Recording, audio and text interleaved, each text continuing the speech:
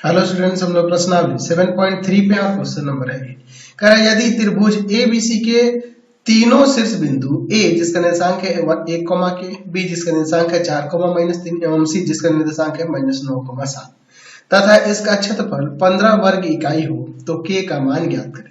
देखिए यहाँ पे त्रिभुज के शीर्ष के निर्देशांक दिए हैं। त्रिभुज कौन सा है जी? ABC एक आपके पास त्रिभुज है। चलिए मैंने ये त्रिभुज बना लिया और इसके शीर्षों के निर्देशांक यहाँ पे दिए हुए हैं। A का निर्देशांक है 1, के, B का निर्देशांक है आपके पास 4, -3 और C का निर्देशांक है हमारे पास -9, 7। अब देखिए क्या कह रहा है कि त्रिभुज ABC का जो क्षेत्रफल है वह 15 वर्ग इकाई है, तो हमें K का मान निकालना है। देखिए जब भी आपके पास इस तरह से क्वेश्चन देना इस तरह से, तो ध्यान रखना क्षेत्रफल प्लस माइनस दोनों में लेंगे। यहाँ पर क्यों प्लस माइनस दोनों में लेंगे? क्योंकि निर्देशांक ज्यामिति है और इसमें जब हम लोग देखे थे क्वेश्चन सॉल्व करते समय क्षेत्रफल प्लस में भी आ सकता था, माइनस में भी आ सकता था, तो हम उसे हमेशा प्लस में ही लिखते थे। तो हो सकता है कि 15 वर्ग इकाई प्लस का 15 आया हो या माइनस का 15 आया हो, इसलिए दोनों लेंगे। चलिए अब क्या होता है, फॉर्मूला आप जानते हैं 1/2। आप जानते हैं ना जी त्रिभुज के क्षेत्रफल के लिए फॉर्मूला, मैं ऊपर यहाँ पे लिख देता हूँ। त्रिभुज का क्षेत्रफल क्या होता है? 1/2 x1 y2 माइनस y3, ठीक है, plus x2 y3 minus y1 plus x3 y1 minus का y2, यही ना फॉर्मूला होता है जी। तो इसी के अकॉर्डिंग हम लोग चलेंगे। तो 1/2 x1 ये ले लेंगे, y1 ये ले लेंगे, x2 ये ले लेंगे, y2 ये ले लेंगे, x3 ये और y3 ये ले लेंगे। तो क्या हो जाएगा 1/2 x1 यानी कि 1, y2 माइनस y3 यानी कि माइनस का 3 और माइनस का 7 प्लस x2 4 इंटू में y3 माइनस y1 यानी कि 7 माइनस का k, फिर प्लस में x3 कितना है? माइनस का 9 है और फिर इंटू में y1 माइनस y2 यानी कि k माइनस का -3, तो प्लस हो जाएगा। ठीक है, चलिए तो ये 1/2 है, 2 उधर जाकर मल्टीप्लाई कर देगा, क्या हो जाएगा बंदर? यहाँ देखो 1 माइनस का 10 प्लस का 4 इंटू में 7 माइनस के माइनस 9 इंटू में k प्लस 3 और इक्वल टू में प्लस माइनस 30 हो जाएगा। माइनस का 10 प्लस का 28 सचो का 28 हो जाएगा, माइनस 4 के माइनस का 9 के और फिर यहाँ पे हो जाएगा आपका माइनस का कितना 9 27 है ना जी, इक्वल टू में प्लस माइनस का 30। तो ये दोनों माइनस का है, दोनों को जोड़ देते हैं तो माइनस का हो जाएगा यहाँ पे 13 के और इसको देखिए ये 28 में से 27 जाएगा है ना जी, 28 में से 27 जाएगा तो 1 और ये माइनस का 10 है तो माइनस 10 और प्लस का 1 कितना हो जाएगा? माइनस का 9 और इक्वल टू में प्लस माइनस 30। ठीक है, चलिए अब इसके बाद हम लोग आगे देखते हैं क्या हो जाएगा। तो अब इसके बाद देखिए एक काम करते हैं, इसको उधर लेके चल जाते हैं। तो माइनस का 13 के बराबर में प्लस का 9 प्लस माइनस 30, तो यहाँ पे एक काम करेंगे, माइनस का 13 के 13 के बराबर में 9 प्लस का 30 कर देते हैं और माइनस का 13 के बराबर में 9 माइनस का 30 कर देते हैं। एक बार प्लस में एक बार माइनस में कर देंगे ना जी। चलिए आ जाएगा माइनस का 13 के बराबर में यहाँ 39, ये जाएगा भाग में तो k का मान माइनस का 3 आ जाएगा। यहाँ से देखिए माइनस का 13 के बराबर में इधर हो जाना है, कितना घटाएंगे तो माइनस का 21, ये जाएगा भाग में तो k का मान आ जाएगा 21/13, माइनस माइनस हट जाएगा यहाँ से। चलिए तो k का मान -3 हो सकता है या माइनस का 1 प्लस का 21/13 हो सकता है। नेक्स्ट क्वेश्चन देखते हैं 9 नंबर। एक त्रिभुज का क्षेत्रफल 5 वर्ग इकाई है, इसके दो शीर्ष बिंदु 2,1 एवं 3,-2 है और तीसरा शीर्ष बिंदु सरल रेखा इस पर स्थित है, तो तीसरे शीर्ष बिंदु का निर्देशांक ज्ञात करें। ठीक है ना, चलिए हम लोग यहाँ पर एक त्रिभुज बनाते हैं। चलिए तो ये आपका एक त्रिभुज हो गया। यहाँ पे देखिए एक शीर्ष A, दूसरा B और तीसरा C ले लेते हैं। A का निर्देशांक हमारे पास है 2,1, B का निर्देशांक है हमारे पास 3,-2 और तीसरा शीर्ष जो है ना कह रहा है कि ये एक सरल रेखा पर स्थित है। ठीक है ना जी, एक सरल रेखा मैं ले लेता हूँ, इसका समीकरण है y = x + 3। तो इसका निर्देशांक देखो x नियामक x ले लेता हूँ तो y नियामक क्या हो जाएगा? x + 3 हो जाएगा कि नहीं? एक्स वाई नियामक एक्स प्लस 3, क्योंकि वाई किसके इक्वल है, एक्स प्लस 3 के। तो हमने यहाँ पे ऐसे ले लिया। तो हम लोग मान लेते हैं कि माना त्रिभुज ए बी सी के शीर्ष बिंदु ए 2,1, बी 3,-2 तथा सी x, x प्लस 3 है, जहां सी रेखा y equal to x plus 3 पर स्थित है। ठीक है ना जी। चलिए, तो हमें इसका निर्देशांक निकालना है। तो इसका क्षेत्रफल हमारे पास दिया है ना जी, त्रिभुज ए बी सी का यहाँ पर क्षेत्रफल दिया हुआ है। ठीक है ना जी। क्षेत्रफल कितना दिया हुआ है जी, 5 वर्ग इकाई। तो फॉर्मूला तो जानते हैं क्षेत्रफल के लिए, तो उसी का अप्लाई करेंगे। यहाँ पे क्या होता है जी फॉर्मूला, 1/2, ये देखिए ये x1 होगा 2, y2 माइनस y3 यानी कि -2 और फिर माइनस का -2 माइनस का x minus 3, x2 y3 minus y1 यानी x प्लस 3 और -1, फिर उसके बाद x3 y1 minus y2, 1 minus minus plus 2 हो जाएगा। ठीक है जी। और इक्वल टू में +-5 क्योंकि क्षेत्रफल है। चलिए, अब इसके बाद देखिए 2 भाग में उधर जाके गुना होगा, प्लस माइनस भी लग जाएगा। 2 गुना में अंदर हो जाएगा -5 माइनस x प्लस का 3 गुना में x प्लस का 2 और x इंटू में 3 और इक्वल टू में आ जाएगा +-10। देखिए -10 माइनस का 2x प्लस का 3x प्लस का 6 प्लस का 3x और इक्वल टू में +-10। ठीक है। अब इसके बाद देखिए हम लोग यहाँ पर क्या करते हैं, देखिए क्या हो जाएगा, 3 3 6 में से ये 2 घटा देंगे, 4x आ जाएगा। और देखिए ये दोनों मिलकर -4 हो जाएगा, इक्वल टू में +-10। तो 4x बराबर आ जाएगा 4 +-10। चलिए, अब इसके बाद इसे अलग अलग कर लेते हैं यहाँ से। ठीक है ना जी। तो यहाँ से 4x इक्वल टू में 4 प्लस का 10 और 4x इक्वल टू में 4 माइनस का 10। ठीक है। तो यहाँ से देखो 4x बराबर में 14 यानी x बराबर में 14/4 कर जाएगा, यहाँ पे 2 और यहाँ पे 7/2 हो गया। यहाँ देखिए 4x बराबर में माइनस का यहाँ 6 हो जाएगा, तो x बराबर में माइनस का 6/4 2 और यहाँ पे 3, x का मान -3/2। देखो यदि x बराबर में 7/2 लेते हैं तो y बराबर क्या हो जाएगा, तो y बराबर हो जाएगा x प्लस 3 था ना जी, x प्लस 3 था यानी कि 7/2 और प्लस का 3, कैल्शियम ले लेंगे 2, 7 और प्लस का 6 कितना आ जाएगा 13/2। अच्छा, यदि हम लोग ले लेंगे यदि x बराबर -3/2 तो y बराबर हो जाएगा आपका -3/2 और प्लस का 3, एलसीएम ले लेंगे 2, -3 और प्लस का 6, ये आ जाएगा आपका 3/2। इसलिए कह सकते हैं कि तीसरे शीर्ष बिंदु का निर्देशांक क्या हो जाएगा जी, तीसरे शीर्ष बिंदु का निर्देशांक तो हो जाएगा x का 7/2 y का 13/2 या x का -3/2 और y का 3/2, दोनों में से कोई भी हो सकता है। ठीक है ना जी।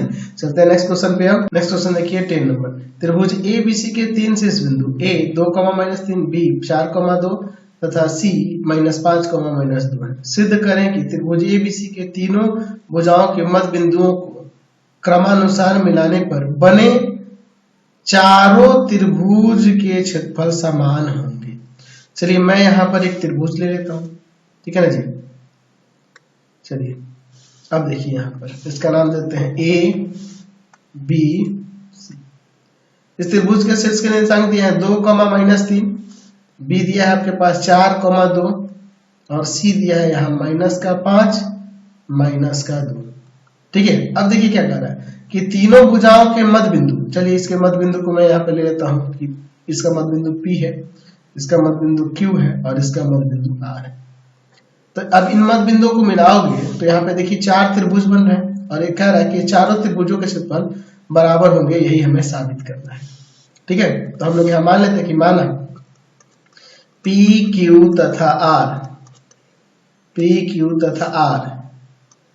त्रिभुज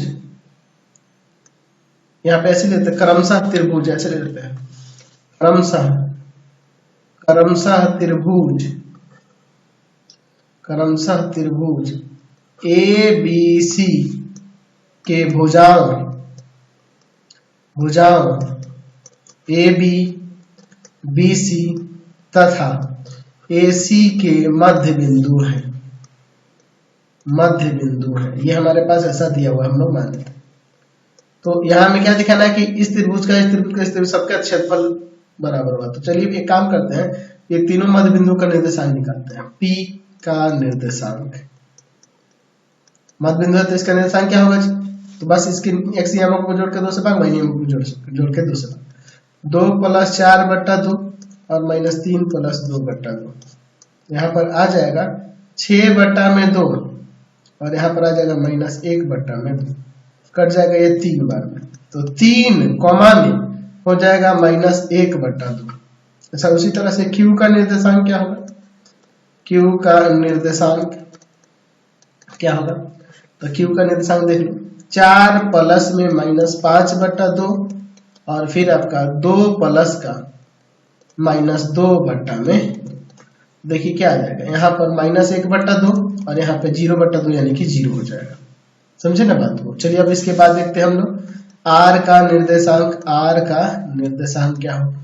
R का निर्देशांक क्या होगा?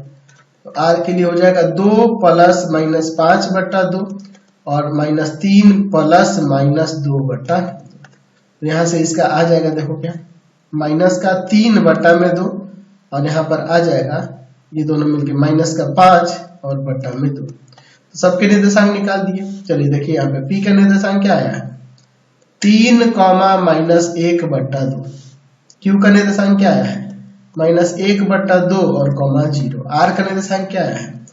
तो -3/2 और -5/2 हो जाएगा, है ना जी। चलिए अब क्या करना होगा, इस त्रिभुज का इस त्रिभुज का इस त्रिभुज का इस त्रिभुज का सबका क्षेत्रफल निकालना होगा। तो हम लोग फॉर्मूला तो जानते हैं ना जी, त्रिभुज का क्षेत्रफल क्या जानते हैं जी? Formula 1/2 x1 y2 minus y3 plus x2 y3 minus y1 plus x3 y1 minus का y2, ये होता है फॉर्मूला। इन अप्लाई करेंगे। चलिए अब इसके बाद हम लोग देखते हैं। तो सबसे पहले बात करते हैं एरिया ऑफ ट्रायंगल APR, ये वाले का हो जाएगा 1/2। इसको x1 y1, इसको x2 y2 और इसको x3 y3 सपोज करेंगे। 2 इंटू में आपका -1/2 और फिर माइनस प्लस 5/2, ये माइनस में है तो माइनस बीच में देंगे तो प्लस हो जाएगा। तब इसके बाद देखिए क्या हो जाएगा, x2 y3 माइनस y1 -5/2 और माइनस प्लस का 3 x3 माइनस का 3/2 है, y1 माइनस y2 यानी कि माइनस का 3 और माइनस प्लस का 1/2।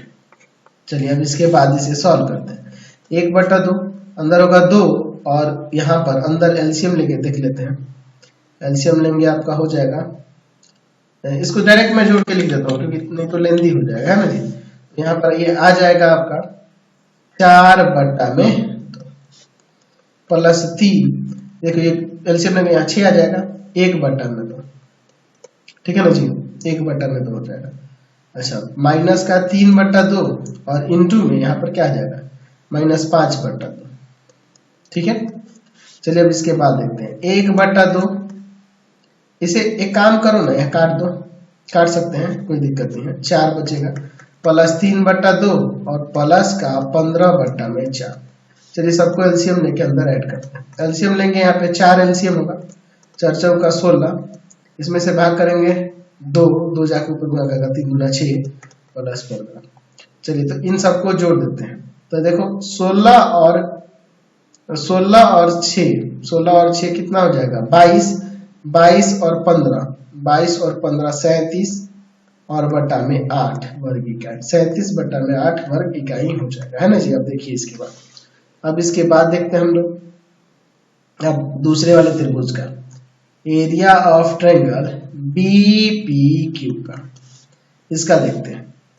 1/2 x1 इसको x1 ले लेते हैं, इसको x1/1, इसको x2/2 और इसको x3/3।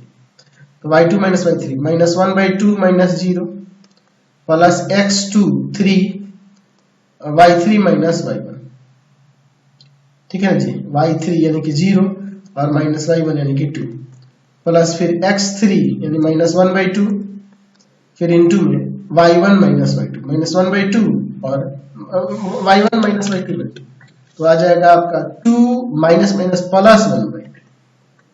x1 y1 है, x2 y2 है और ये x3 y3 है। ठीक है ना जी, चलिए अब इसे सॉल्व करते हैं। 1/2 अंदर हो जाएगा 4 गुना -1/2, 3 गुना में माइनस का 2। ठीक है, और minus minus plus minus minus plus minus minus हो गया 1/2 और गुना में यहाँ पर 5/2। चलिए अब इसके बाद हम लोग आगे देखते हैं। ये कट जाएगा आपका 2 बार में, तो 1/2 अंदर होगा माइनस का 2 माइनस का 6 और माइनस का 5/4। चलिए तो 1/2 गुणा में यहाँ पे हो जाएगा -8 माइनस 5/4। ठीक है ना जी, यही ना हो जाएगा जी। तो अब इसके बाद अंदर एलसीएम ले लेते हैं। 1/2 अंदर एलसीएम हो जाएगा 4 और चौक 32 और -5 तो आ जाएगा, प्लस कहीं लेंगे, क्षेत्रफल है 37/8 वर्ग इकाई। ये भी आ गया सेम। अब अगले को चलते हैं लेके, तो अगला त्रिभुज लेते हैं हम लोग इसमें। चलिए अब लेते हैं एरिया ऑफ ट्रायंगल। यहाँ पर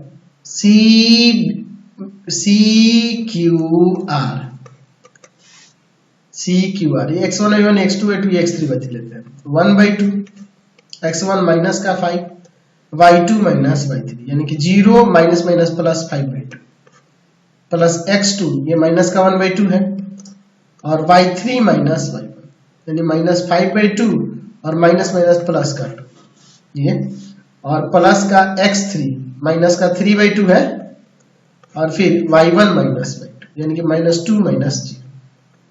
चलिए अब इसे सॉल्व करते हैं। 1/2 अंदर है -5 इंटू में 5/2 -1/2 और यहाँ पे देखिए अंदर क्या आ जाएगा माइनस का 1/2। ठीक है ना जी, एलसीएम के साथ सॉल्व करने पे।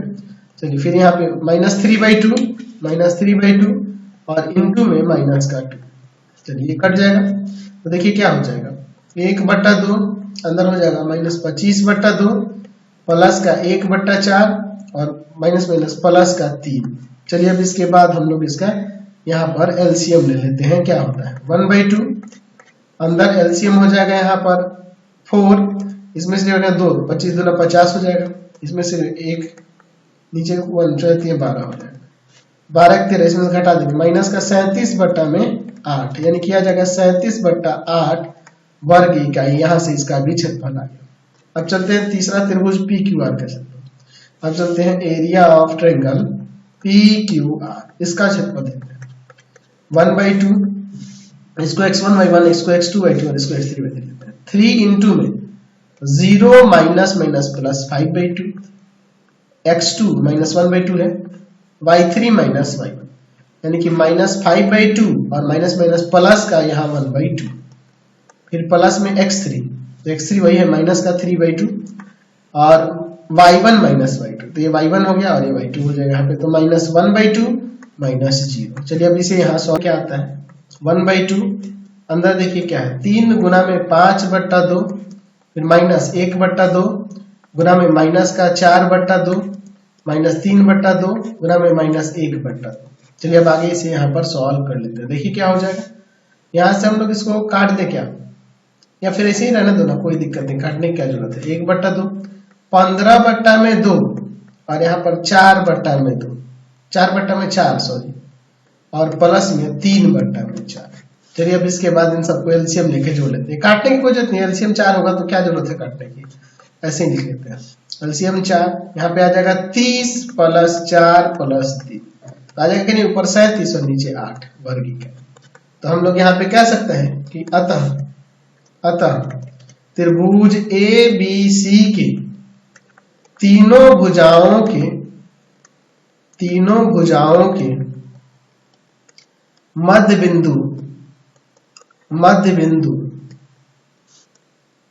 बिंदु क्रमानुसार मिलाने पर मध्य बिंदुओं को ऐसे लिख देते हैं, मध्य बिंदुओं को क्रमानुसार मिलाने पर या मिलाने से बने चारों त्रिभुजों के क्षेत्रफल समान होंगे, ऐसे हम लोग लिख सकते हैं। समझ गए? हमने दिखा कि हर एक का क्षेत्रफल 37/8 वर्ग का ही आया है। तो ये काम करते हैं, आज की क्लास में इतना ही रहने देते हैं। नेक्स्ट वीडियो में बचे हुए क्वेश्चन को देखेंगे। आपको हमारे 3 चैनल को सब्सक्राइब करना होगा। पहला है पाथफाइंडर क्लासेस छपरा, दूसरा है आपके पास भारती भवन रविकांत सर, और तीसरा चैनल है Ravikant sir RD Sharma solution. तीनों चैनलों को सब्सक्राइब कर लेंगे। इससे रिलेटेड वीडियो के लिए सीधे डिस्क्रिप्शन में, इससे रिलेटेड नोट्स के लिए गूगल पे जाकर सर्च करेंगे www.ravikantsir.in, और यहाँ जाकर आप सभी क्लासेस के नोट्स, उनके पीडीएफ को डाउनलोड कर सकते हैं, पढ़ सकते हैं। इंस्टाग्राम और फेसबुक पे जाकर पाथफाइंडर क्लासेस छपरा को लाइक एंड फॉलो करना नहीं भूलेंगे। Thanks for watching the video. Comment करके जरूर बताया करें कि हमारे चैनल से वीडियोज आप सभी को कैसे लगते हैं। Thanks for watching.